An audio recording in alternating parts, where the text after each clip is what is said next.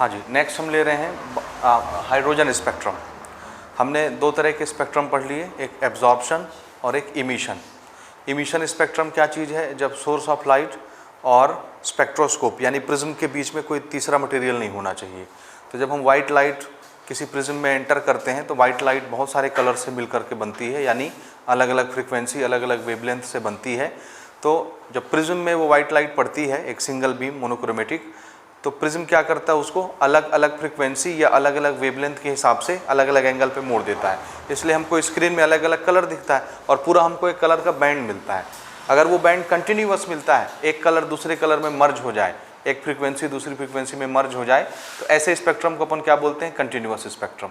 ये emission spectrum का example है, कंटिन्यूअस स्पेक्ट्रम। और अगर किसी लाइट के सोर्स और स्पेक्ट्रोस्कोप यानी प्रिज्म, इसके बीच में कोई तीसरा मटेरियल रख दिया जाए, कोई एलिमेंट, कोई सॉल्यूशन, तो वो वाइट लाइट में से अपने नेचर की लाइट को एब्जॉर्ब कर लेगा और बाकी की लाइट जाने देगा।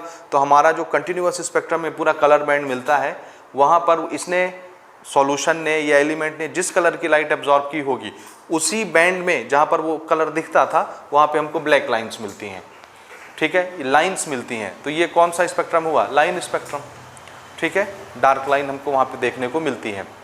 ओके, अगर हम कोई पर्टिकुलर टाइप का कलर ही रखें, ये तो मैंने वाइट लाइट से आपको एग्जांपल दिया, ये सारी चीज़ें हम कर चुके हैं। अगर एक पर्टिकुलर टाइप का हम एलिमेंट ही रख दें, जैसे सोडियम को हमने जलाया था, सोडियम लैम्प से प्लेटिनम वायर जला के, तो उससे सिर्फ येलो कलर की लाइट निकलती है। तो जब उसको हम प्रिज्म में रिफ्रैक्ट करेंगे तो हम देखते हैं कि पूरी हमारी स्क्रीन डार्क रहती है और जहाँ पर येलो कलर का बैंड बनता है वहाँ पर सिर्फ ब्लैक लाइन्स हमको दिखती हैं, डार्क लाइन। ठीक है ना? तो ये वाला स्पेक्ट्रम लाइन स्पेक्ट्रम है। यानी डिपेंड करता है कि सोर्स कौन सा ले रहे हैं आप लाइट का। वाइट सोर्स ले रहे हैं, वाइट लाइट वाला, तो उसमें तो हर कलर आएगा। अब उसके बीच में अगर कोई तीसरा मीडियम आपने नहीं रखा है प्रिज्म और लाइट के बीच में, सोर्स के बीच में, तब तो सातों कलर आएंगे, सातों कलर अलग अलग एंगल पर मुड़ेंगी और पूरे आपको स्क्रीन में क्या दिखेंगी? कंटिन्यूअस कलर, पूरा बैंड दिखेगा हर कलर का, विबग्योर आपको पूरा नजर आएगा। लेकिन अगर आपने वाइट लाइट और प्रिज्म के बीच में कोई मीडियम रख दिया तो वो अपने नेचर की लाइट को खा जाएगा और बाकी की लाइट आपको पूरा दिखेंगी, पूरा कंटिन्यूअस स्पेक्ट्रम ही दिखेगा। बाकी उसने जो लाइट एब्जॉर्ब कर ली है, सिर्फ उसके लोकेशन पर ब्लैक डार्क लाइन आपको दिखेंगी। ठीक है, लेकिन वाइट लाइट सोर्स की जगह को अगर कोई दूसरा सोर्स आपने लिया जिससे किसी सिंगल फ्रीक्वेंसी की लाइट आती हो, जैसे येलो कलर की लाइट, ब्लू कलर की लाइट, उसको प्रिज्म में जब आप एंटर कराओगे तब तो उसमें सिर्फ आपको उसी कलर की लाइट दिखेगी, बाकी पूरा स्पेक्ट्रम आपको डार्क दिखेगा। तो जिस कलर की लाइट आ रही है सिर्फ उसी जगह आपको लाइंस दिखेंगी, कलर्स लाइन। समझ रहे हैं? ये वाला स्पेक्ट्रम लाइन स्पेक्ट्रम कहलाता है। ये हमने डिटेल से कवर कर लिया। लाइन स्पेक्ट्रम का ही एक अच्छा एग्जाम्पल है हाइड्रोजन स्पेक्ट्रम। ठीक है, अभी हम लोग हाइड्रोजन स्पेक्ट्रम डिस्कस करने जा रहे हैं क्योंकि इस पर हमको आगे बोहर्स मॉडल पढ़ना है। ठीक है, हाइड्रोजन स्पेक्ट्रम क्या चीज़ है? तो आंसर है, हम लोग हाइड्रोजन से कलर्स फाइंड आउट करेंगे, उसको स्क्रीन में प्लॉट करेंगे, वहाँ पर हमको कलर्स दिखेंगे। तो हमने क्या किया, एक डिस्चार्ज ट्यूब लिया। डिस्चार्ज ट्यूब समझते हैं आप, आपने कैथोड रे के एक्सपेरिमेंट पढ़ा है। उसके अंदर हमने हाइड्रोजन गैस भर दी, हालांकि हम पहले कर चुके हैं ये सारे काम। डिस्चार्ज ट्यूब लेकर के अंदर कौन सी गैस भरनी है हमको?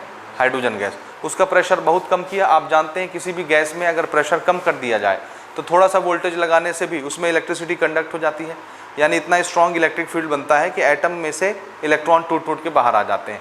तो गैस नॉन कंडक्टर होने के बावजूद भी इलेक्ट्रिसिटी कंडक्ट करने लगती है।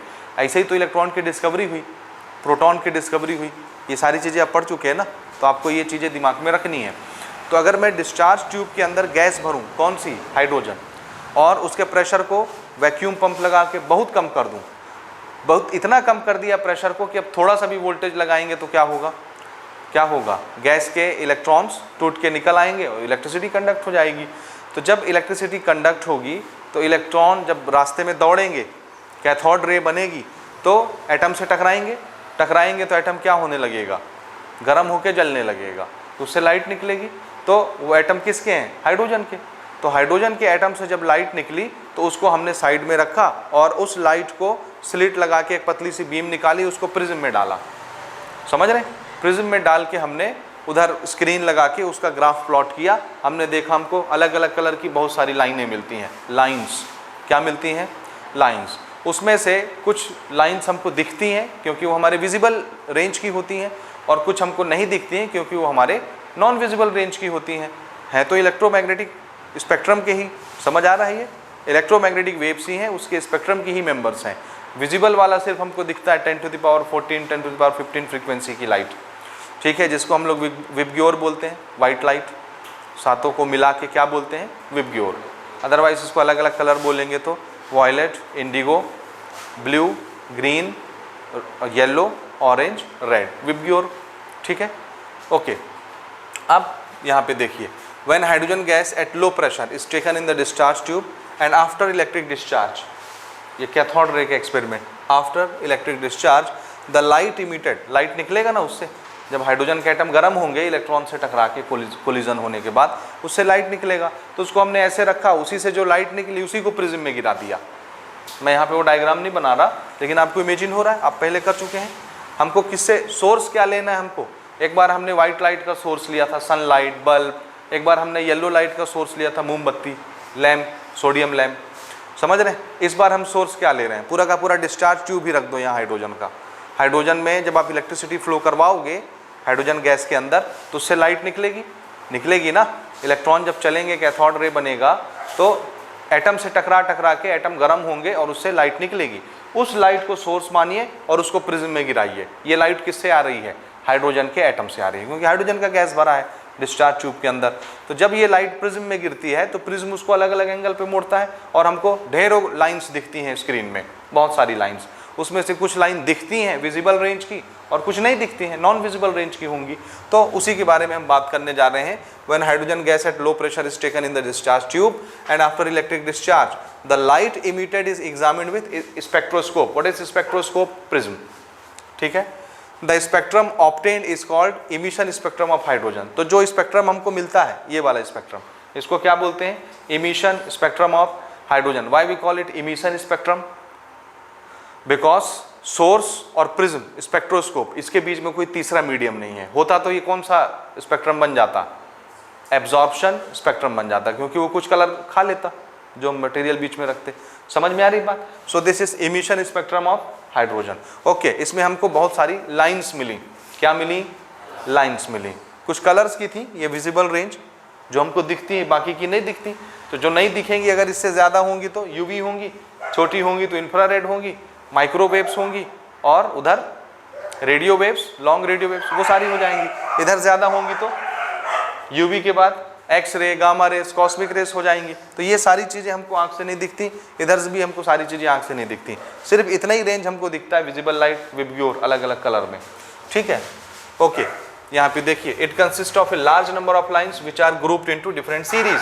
तो हमको ना, हमने जब इसका स्पेक्ट्रम उतारा ग्राफ में, स्क्रीन में, तो हमको बहुत सारी लाइन दिखी, ये लेकिन ये लाइन अलग अलग नहीं थी, ग्रुप में थी। समझ रहे, जैसे विजिबल लाइट का, विजिबल की जो लाइन हमको दिखती थी विजिबल रेंज की, ये इकट्ठे दिखती थी पूरी ग्रुप में। इसी में आपको सातों कलर दिख जाएंगे, अलग अलग कलर की लाइन, समझ रहे। इधर यूवी की जो हमको मिली वो भी इकट्ठे ग्रुप में मिली, अलग अलग नहीं मिली कि एक लाइन यहाँ, एक लाइन यहाँ, एक लाइन यहाँ। जितनी भी हमको लाइन्स मिलती हैं वो एक ग्रुप में मिलती हैं। तो ग्रुप को हमने सीरीज मान लिया, ये पहली सीरीज है, ये दूसरी सीरीज है, ये तीसरी सीरीज है, ये चौथी सीरीज है, ठीक है। लाइन्स हमको कैसी दिखती थी, ग्रुप में दिखती हैं। तो ग्रुप में दिखती है तो उसको अपन क्या मान लेंगे, सीरीज, ठीक है। ओके, यहाँ पर देखिए अलग अलग साइंटिस्ट आए, अलग अलग टाइम पर उन्होंने अपना अपना कैलकुलेशन किया, अपनी अपनी डिस्कवरीज की, अपनी अपनी लाइंस खोजी, ठीक है। इसमें सबसे अप्रोप्रिएट जो है विजिबल कलर्स की लाइट किसने खोजी थी, बामर ने। इसलिए ये वाले ग्रुप ऑफ लाइंस को क्या बोलेंगे, बामर की सीरीज, बामर सीरीज, समझ गए, क्योंकि ये दिखती है हमको। और इसको डिस्कवर किसने किया था, बामर। बामर साइंटिस्ट का नाम है जिसने यूवी वाले लाइंस को कलेक्ट किया, किसी भी डिटेक्टर से उसको डिटेक्ट किया, और ये वाली सीरीज की डिस्कवरी जिसने की उसका नाम क्या है, लाइमन। तो इस सीरीज को हम क्या बोलेंगे, यूवी वाली सीरीज को लाइमन सीरीज। इसी तरह से इंफ्रारेड के अलग अलग वेरिएशन खोजे गए, अलग अलग वेरिएंट खोजे गए, अलग अलग साइंटिस्ट ने अलग अलग टाइम पे इसको खोजा। इसने किसने काम किया जी, पाश्चन ने। तो ये वाली सीरीज का नाम क्या रख दिया, पाश्चन series, Brackett series, fund series, ये सब के सब इंफ्रारेड वेरिएंट हैं, समझ गए। ओके, अब यहाँ पे देखिए, अब सवाल ये आता है कि भाई ये अगर अलग अलग कलर हैं, बामर सीरीज को देखिए, क्योंकि ये तो आंख से नहीं दिखेंगी, हम बामर सीरीज को समझेंगे क्योंकि हमको आंख से दिखती है, विजिबल लाइट है, अलग अलग कलर दिखती हैं। हम ये जानते हैं कि अलग अलग कलर क्यों दिखती हैं, क्या चीज़ होता है इलेक्ट्रोमैग्नेटिक वेव्स के पास, जिसकी वजह से वो अलग अलग कलर में हमको नज़र आती हैं। किसकी वजह से? कुछ ऐसी गुण होते हैं, कुछ ऐसी प्रॉपर्टी होती हैं जिसकी वजह से हमको वो अलग अलग कलर में दिखते हैं। वो कौन से गुण हैं? जो किसी के पास कम होता है, किसी के पास ज़्यादा होता है, तो उसको नापने के लिए हम बोलते हैं इसके पास कम है, इसका कलर ये है, इसके पास ये गुण ज़्यादा है, इसका कलर ये है, इसके पास ये गुण और ज़्यादा है, इसका कलर ये है। वो कौन से गुण हैं? कलर कैसे बनता है? फ्रीक्वेंसी और वेवलेंथ से। अगर इलेक्ट्रोमैग्नेटिक वेव्स की फ्रीक्वेंसी अलग अलग हो गई तो फ्रीक्वेंसी को ही पहचानने के लिए हम क्या बोलते हैं? ये कलर का है, वो ये कलर का है, ये कलर का है। अलग अलग फ्रीक्वेंसी, अलग अलग कलर्स। हमारी आंख उसको कलर से पहचानती है, लेकिन टेक्निकल टर्म क्या है? फ्रीक्वेंसी। समझ में आ रही है बात? मेरी समझ में आ रही है या नहीं? बोलिए। तो हमको जो ये विबग्योर 7 कलर दिखते हैं उसके 7 नाम क्यों रखे हैं? क्योंकि वो 7 कलर दिखती हैं। वो 7 कलर अलग अलग क्यों दिखती हैं? क्योंकि सबकी क्या अलग अलग है? फ्रीक्वेंसी। तो टेक्निकल टर्म क्या है? फ्रीक्वेंसी। लेकिन आंख को क्या समझ में आता है? कलर। बात वही है, दो अलग अलग अंदाज हैं। समझ रहे हैं? ओके। तो अगर एक पर्टिकुलर सीरीज को देखिए, अगर इसमें अलग अलग इलेक्ट्रोमैग्नेटिक लाइंस की अलग अलग कलर हमको दिखती हैं तो क्या चीज़ अलग अलग होगी? इसकी फ्रीक्वेंसी और वेवलेंथ। यही ना अलग अलग होगी। इसकी फ्रीक्वेंसी अलग होगी, इसकी अलग होगी, इसकी अलग होगी, इसकी अलग होगी। हर लाइन की फ्रीक्वेंसी और वेवलेंथ क्या होंगी? अलग अलग। तो कितनी होंगी? अगर हम बोलते हैं अलग अलग होंगी तो कितनी कितनी होंगी वो हमको नापना पड़ेगा। This is again A measurable quantity. और एक साइंटिस्ट आए, रेडबर्ग, जोहेनेस रेडबर्ग नाम था इनका। क्या नाम था? जोहेनेस रेडबर्ग। ठीक है, 88 के आसपास थे, 1888 1890, मोटा मोटा 90 मान लीजिए। एक्चुअल टाइम पीरियड 1888 है।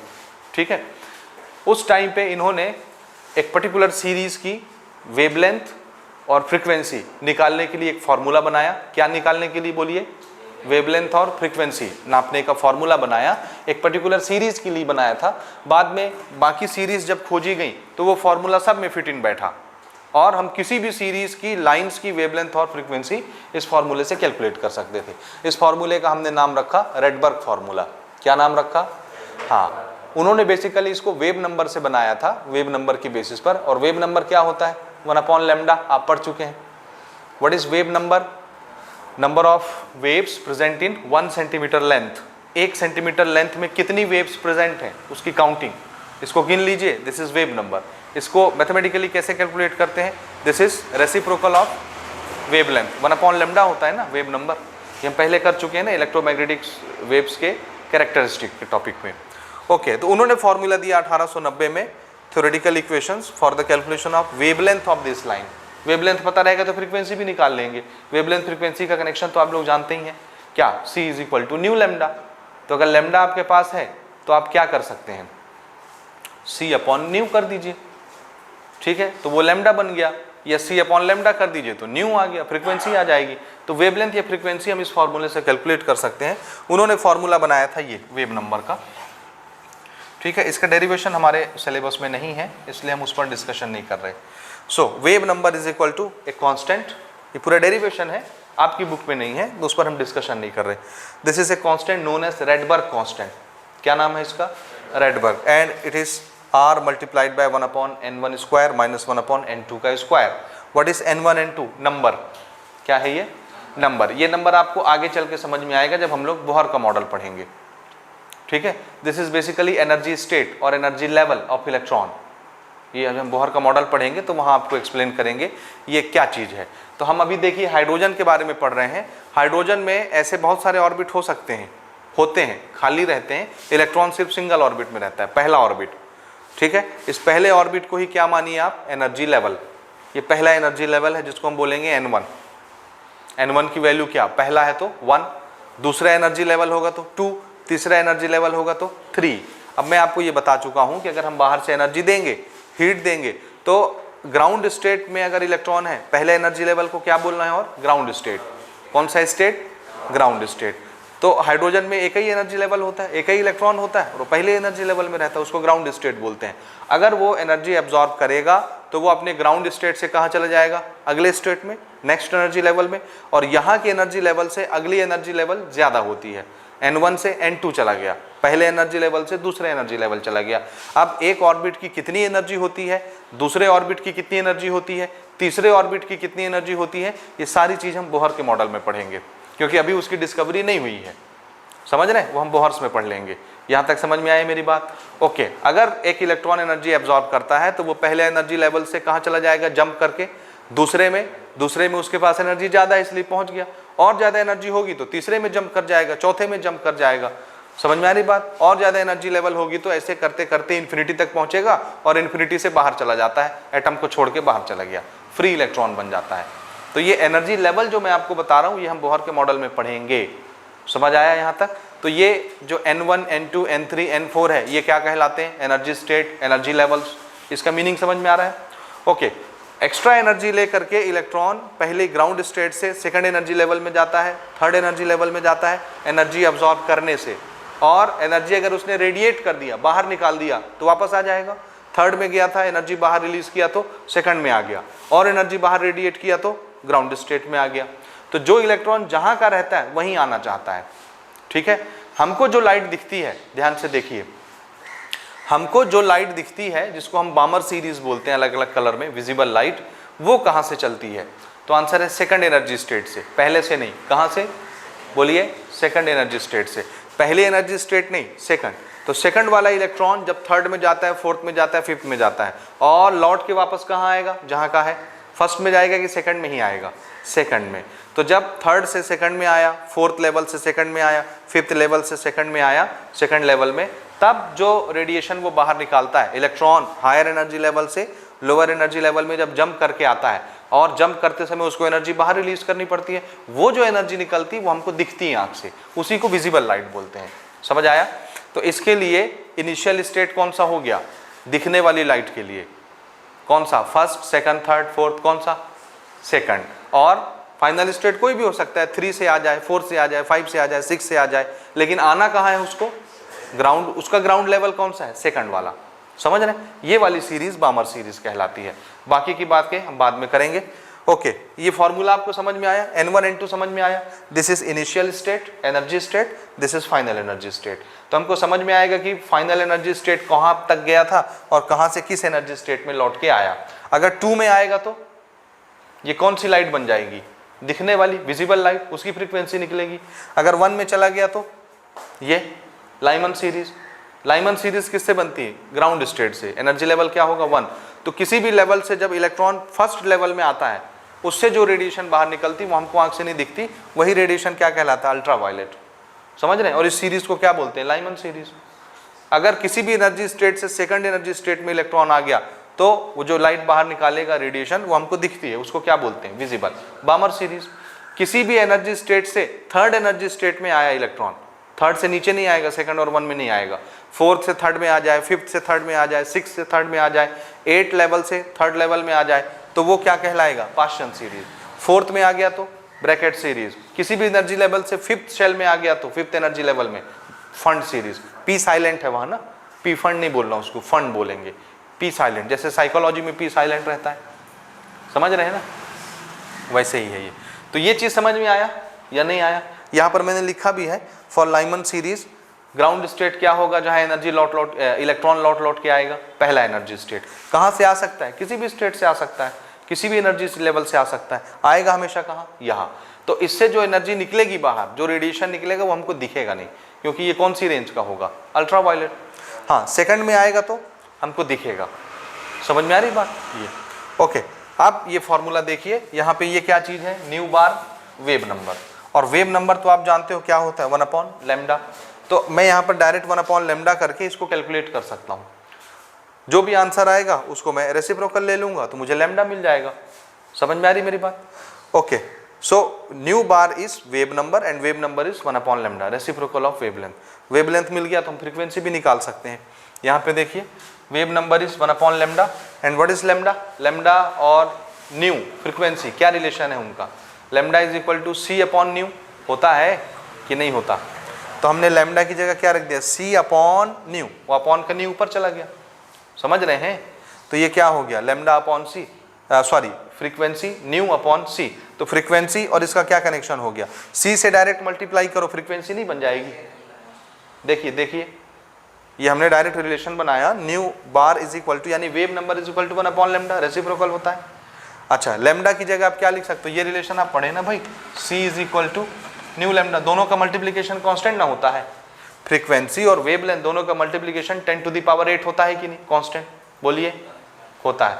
तो अगर आपको लैम्डा पता है तो आप लैम्डा की जगह क्या लिख सकते हैं, c/न्यू, या न्यू निकालना है तो क्या लिख सकते हो, c/लैम्डा। दिख रहा है, ये लैम्डा इधर नीचे आ जाएगा, ये न्यू इज इक्वल टू c/लैम्डा, समझ रहे हैं। या लैम्डा अगर आपके पास है तो आप क्या लिख सकते हैं, c/न्यू। तो हमने लैम्डा की जगह क्या लिख दिया, c/न्यू, अपॉन का न्यू ऊपर चला गया, तो न्यू/c is equal to wave number. तो इस c को इधर ट्रांसफर करो, c multiplied by wave number is equal to what, frequency. तो डायरेक्ट हम निकाल सकते हैं, वेव नंबर निकाले, निकला वेव नंबर इस फॉर्मूले से, इस फॉर्मूले से तो वेव नंबर निकलेगा ना, वेवलेंथ थोड़ी ना निकलेगी, फ्रीक्वेंसी थोड़ी ना निकलेगा। अगर मुझे फ्रीक्वेंसी निकालनी है तो मैं डायरेक्ट क्या करूंगा वेव नंबर में, बोलिए बोलिए। अगर मुझे फ्रीक्वेंसी निकालनी है और इस फॉर्मूले से मैंने वेव नंबर निकाल लिया है, आर की वैल्यू रख के, n1 n2 की वैल्यू रख के वेव नंबर निकल गया है, मुझे फ्रीक्वेंसी चाहिए उस लाइट की, तो मैं क्या करूंगा, वेव नंबर को c से मल्टीप्लाई कर दूंगा, डायरेक्ट क्या मिल जाएगा, फ्रीक्वेंसी। तो अगर डायरेक्ट फ्रीक्वेंसी चाहिए तो वेव नंबर को किससे मल्टीप्लाई करना है, c से। What is c, speed of light, 3 × 10⁸ metre per second, multiply करो, डायरेक्ट फ्रीक्वेंसी मिल जाएगी, समझ आया। और अगर फ्रीक्वेंसी नहीं निकालना है, वेवलेंथ निकालना है, तो न्यू बार किसके बराबर होता है, 1/λ। तो वेव नंबर निकालो, वेव नंबर इधर कर देना, लैम्डा इधर कर देना, लैम्डा आ जाएगा, लैम्डा इज इक्वल टू 1/न्यू बार, यानी इसको रेसिप्रोकल कर देना है, बस लैम्डा आ जाएगा वेवलेंथ। तो वेवलेंथ निकालना है तो ऐसे, और फ्रीक्वेंसी निकालना है तो ऐसे, दो तरीके हो गए यहाँ से। ओके, आर क्या है, रेडबर्ग कांस्टेंट, उन्होंने कांस्टेंट की वैल्यू भी कैलकुलेट की। दिस इज, अगर आप मीटर में लेंगे, देखिए आर किसके बराबर है, देखिए ये क्या चीज है, n1 n2 number, whole number, और नंबर की कोई यूनिट नहीं होती, नंबर तो बस 1 2 3 4 5 6 होता है ना, उसकी कोई यूनिट होती है क्या, कोई यूनिट नहीं होती है, तो सिर्फ नंबर है सादा। तो आर की यूनिट क्या होगी, जो इसकी यूनिट होगी, ये तो नंबर हो गया ना, खत्म हो गया ये, तो आर इज इक्वल टू क्या हो गया, वेव नंबर। तो जो वेव नंबर की यूनिट होगी वही रेडबर्ग कांस्टेंट की यूनिट होगी, समझ आ रही बात। तो वेव नंबर की यूनिट क्या होती है, ये किसके बराबर होता है, 1/λ, और लैम्डा की यूनिट क्या होती है, मीटर या सेंटीमीटर। तो 1/मीटर क्या हो गया, ये मीटर इनवर्स पर मीटर हुआ ना, या 1/सेंटीमीटर मिलेंगे तो सेंटीमीटर इनवर्स। इसलिए आर की यूनिट भी क्या होगी, मीटर इनवर्स या सेंटीमीटर इनवर्स, क्योंकि ये पोर्शन तो नंबर है, इसकी कोई यूनिट नहीं है, तो आर की यूनिट वही होगी जो वेव नंबर की यूनिट होगी। तो वेव नंबर की यूनिट अगर मैं मीटर इनवर्स लेता हूं तो रेडबर्ग कांस्टेंट की यूनिट भी क्या हो जाएगी, मीटर इनवर्स। और अगर मैं वेव नंबर की यूनिट सेंटीमीटर इनवर्स लेता हूं तो रेडबर्ग कांस्टेंट की यूनिट भी क्या हो जाएगी, सेंटीमीटर इनवर्स, दोनों की यूनिट सेम। ओके, तो यहाँ पे हमने, इन्होंने कैलकुलेट किया कांस्टेंट और इन्होंने निकाल के बताया कि अगर हम पर मीटर लेते हैं तो क्या होता है, आर की वैल्यू 1.0967, तो उसको 97 ही लिख लो राउंड ऑफ करके, 2 डिजिट 3 डिजिट ज़्यादा से ज़्यादा डेसिमल के बाद। तो क्या लेना है जी, बोलिए कितना होता है आर का वैल्यू, रेडबर्ग कांस्टेंट 1.097 × 10⁻7 पर मीटर, ठीक है। सेंटीमीटर में लेंगे तो 109,677 पर सेंटीमीटर, कोई डेसिमल नहीं है बीच में, समझ रहे हैं कि नहीं समझे। हाँ जी, ये हमने उधर रहा होगा, ये डिजिट बहुत आगे तक गया होगा ना, डेसिमल जब हम इधर लाए होंगे लेफ्ट की तरफ यहाँ पर, तो कितने कदम चल के आए होंगे, 7, इसलिए 10⁻7 लगा दिया। तो ये डेसिमल कहाँ रहा होगा, 7 डिजिट के बाद, ठीक है। वो 7 डिजिट हम लिखना नहीं चाहते, इसलिए सिर्फ 3 डिजिट लिख के दिखाया है डेसिमल के बाद, समझ आ रही बात। तो उसको यहाँ से यहाँ तक लिखे, 7 डिजिट क्रॉस करा के लाए तो 10⁻7 लिख दिया, ठीक है। हम उसको अब बिना उसमें लिखना चाहते हैं तो सेंटीमीटर में चेंज करने के लिए 2 डिजिट यहाँ चला गया डेसिमल, है ना, समझ रहे हैं। तो बस उसी को हमने चेंज करके क्या लिख दिया, 109,677 सेंटीमीटर। ये डेसिमल एक्चुअल में जहाँ रहा होगा वो सेंटीमीटर में रहा होगा ना। ओके, तो आगे के डिजिट छोड़ते हुए सिर्फ हम ये 3-4 डिजिट ले रहे हैं सेंटीमीटर में, समझ रहे हैं। तो ये वैल्यू आप याद रखेंगे, ये वाली, ये आगे हम यूज़ करेंगे। मीटर वाला भी यूज़ करते हैं, ये भी यूज़ करते हैं, डिपेंड करता है सिचुएशन कैसा दिया है न्यूमेरिकल में, ठीक है। दोनों वैल्यू आपको याद रखनी है। ओके, n1 n2 मैंने आपको बता दिया। n1 क्या चीज़ है, ग्राउंड स्टेट, इनिशियल स्टेट, ये तो कांस्टेंट रहता है, यहीं पे इलेक्ट्रॉन को लौट के आना, ये नहीं बदलता। इलेक्ट्रॉन अगले एनर्जी लेवल में यहाँ भी जा सकता है, यहाँ भी जा सकता है, यहाँ भी जा सकता है, तो फाइनल स्टेट वेरिएबल रहता है, ये चेंज हो सकता है, ये चेंज, यहाँ से यहाँ जा सकता है, यहाँ जा सकता है, यहाँ जा सकता है, वहाँ से यहाँ आ सकता है, यहाँ आ सकता है, लेकिन ग्राउंड स्टेट कभी भी चेंज नहीं होता। इलेक्ट्रॉन जिस स्टेट का है उसको वहीं लौट के आना है, समझ आई बात। तो n1 क्या चीज़ है, इनिशियल स्टेट कैसा रहता है, फिक्स कांस्टेंट, और n2 क्या होता है, फाइनल स्टेट, जहाँ इलेक्ट्रॉन गया है या जहाँ से आया है वो फाइनल स्टेट है, वो वेरिएबल रहता है, चेंज होता रहता है। समझ आया यहाँ तक? ओके। अगर मैं इसको फ्रीक्वेंसी की टर्म में निकालूं, अब ध्यान से देखिएगा फॉर्मूले में कैसे बदलाव आता है। ये मैंने कौन सा फॉर्मूला बनाया है, wave number. Wave number is equal to R multiplied by 1/n² minus 1/n²। ठीक। अगर मैं इसको फ्रीक्वेंसी की लैंग्वेज में निकालूं तो कैसे निकालूंगा, वेव नंबर और फ्रीक्वेंसी क्या रिलेशन है, वेव नंबर और फ्रीक्वेंसी का। देखिए वेव नंबर है मेरे पास, फ्रीक्वेंसी मैं उसको बनाना चाहता हूं तो कैसे लिखूंगा, वेव नंबर मेरे पास है, मैं फ्रीक्वेंसी लिखना चाहता हूं तो वेव नंबर में किसका मल्टीप्लाई कर दूं, सी का। तो जैसे ही आप इस वेव नंबर में सी का मल्टीप्लाई करोगे ये क्या बन जाएगा, फ्रीक्वेंसी, न्यू बन गया। अब यहाँ पे सी इंटू वेव नंबर है, यही फ्रीक्वेंसी है ना। अगर मैं सी का मल्टीप्लाई कर दूं तो ये क्या चीज बन गया, फ्रीक्वेंसी बन गया ना, बन गया फ्रीक्वेंसी। अब इस सी को मैं इक्वल के उधर भेज दूं तो सी इसके नीचे आ जाएगा, ये फ्रीक्वेंसी में चेंज हो गया ना सी से मल्टीप्लाई करने से, बोलिए कि नहीं। या ऐसे देखो, ये इसको मुझे, ये वेव नंबर है, मुझे इसको फ्रीक्वेंसी बनाना है। क्या बनाना है, फ्रीक्वेंसी बनाने के लिए क्या करना पड़ेगा, सी से मल्टीप्लाई, यही है ना तरीका, सी से मल्टीप्लाई। सी से मल्टीप्लाई हुआ, ये क्या बन गया, इसको अब मैं अगले स्टेप में क्या लिख लूंगा, फ्रीक्वेंसी। ठीक है, अब बीच में इक्वल लगा है, इधर सी का मल्टीप्लाई करोगे तो इधर भी करना पड़ेगा, है ना, तब ना बीच में इक्वल बराबर होगा। इधर जो एप्लीकेशन लगाओगे उधर भी लगाना पड़ेगा। तो इधर सी का मल्टीप्लाई की, इधर भी सी का मल्टीप्लाई कर दिए। आर की वैल्यू क्या है, देखो 10⁻⁷, न्यूमेरिकल वैल्यू तो दिख ही रहा है आपको। अगर मैं सी का मल्टीप्लाई कर देता हूँ, सी का मतलब क्या, 3 × 10⁸, 10⁸ मल्टीप्लाइड बाय 10⁷ कितना हो जाएगा, 8 और 7, अरे 15। ये देखिए 10⁻15 मल्टीप्लाई होके, और ये 1 है, देखो 1.097, और ये जब आएगा तो क्या लेके आएगा, 3 × 10⁸, तो 3 इससे नंबर से मल्टीप्लाई होगा तो ये क्या बन जाता है, 3.29, और डेसिमल तो देख ही रहो, 10⁷ और इसका 10⁸ आके कितना हो जाएगा, 10⁻15। समझ आया तरीका। तो हमने इसको सी से मल्टीप्लाई कर दिया तो ये किस में चेंज हो गया, फ्रीक्वेंसी में, और ये वाला कांस्टेंट आर था जो नेटवर्क कांस्टेंट इतना था, ये किस में चेंज हो जाएगा, 3.29 10⁻15 में। आ रहा है समझ ये चीज कि नहीं आ रहा, कैसे बना। तो अगर मैं फ्रीक्वेंसी के टर्म्स में इसको निकालना चाहूं तो डायरेक्ट मेरे पास ये फॉर्मूला है, लेकिन उस समय आर की वैल्यू आपको ये नहीं लेनी, मैंने आपको बता दिया मेथड ये कैसे बना। हमारे दिमाग में क्या रहता है, रेडबर्ग कांस्टेंट इज 1.097 10⁻7, ऐसा नहीं करना ना। अगर आप वेव नंबर निकाल रहे हो तब आर की वैल्यू ये होगी। अगर वेव नंबर को फ्रीक्वेंसी में चेंज कर दिए तो आर की वैल्यू भी तो चेंज हो गई ना। उस समय आर क्या लेना है आपको, अगर आप फ्रीक्वेंसी का फॉर्मूला लिखते हो, इसको वेव नंबर नहीं लिखते, फ्रीक्वेंसी लिखते हो, उस समय आर की वैल्यू क्या लेंगे आप, ये 3.29 10⁻15। बोलिए क्लियर है ये या नहीं है। बाकी rest of the things are same, n1 n2 तो वही रहेगा, तो स्टेट्स है एनर्जी के। यहाँ तक समझे, बोलिए बोलिए। ओके, हाइड्रोजन और हाइड्रोजन के जैसे जितने एलिमेंट्स हैं, जैसे हीलियम है, लिथियम है, ये सब हाइड्रोजन लाइक एलिमेंट कहलाते हैं। हाइड्रोजन लाइक एलिमेंट का क्या मतलब है, जिसमें कितने स्टेट हो, 1। समझ रहे, जिसमें एक ही स्टेट में कितने इलेक्ट्रॉन आ जाएं, 2। एक ऑर्बिट में, एक एनर्जी शेल में कितने इलेक्ट्रॉन आ जाएं, 2, 1, 3 तो आ नहीं सकते उसमें, तीसरा इलेक्ट्रॉन आ जाएगा तो अगले एनर्जी लेवल में भर जाता है, ये तो आप जानते हैं, बचपन से ही पढ़ रहे हैं। ओके, तो हाइड्रोजन और हाइड्रोजन लाइक स्पीसीज के लिए, जैसे आयंस भी तो हो सकते हैं ना।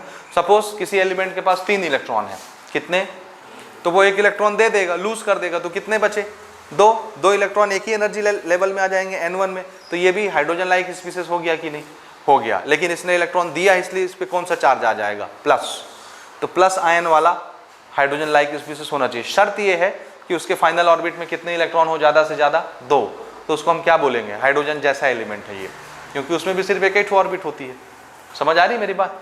तो ये फॉर्मूला उन्होंने बनाया फॉर हाइड्रोजन लाइक पार्टिकल, तो उसके लिए यहाँ पे आपको उसका एटॉमिक नंबर लिखना पड़ेगा। ये हाइड्रोजन के लिए इसलिए यहाँ Z नहीं लिख रहा मैं ना, क्योंकि हाइड्रोजन का एटॉमिक नंबर कितना होता है, 1, वो 1 लिखो चाहे ना लिखो, एक्चुअल फॉर्मूला ये है। इधर Z भी आता है, Z is for atomic number. अब अलग अलग एलिमेंट का एटॉमिक नंबर अलग अलग होगा ना, जैसे बेरिलियम ले लिया आपने, ठीक है, लिथियम ले लिया आपने, तो उसका एटॉमिक नंबर 2, 3, 4 ऐसे हो जाएगा।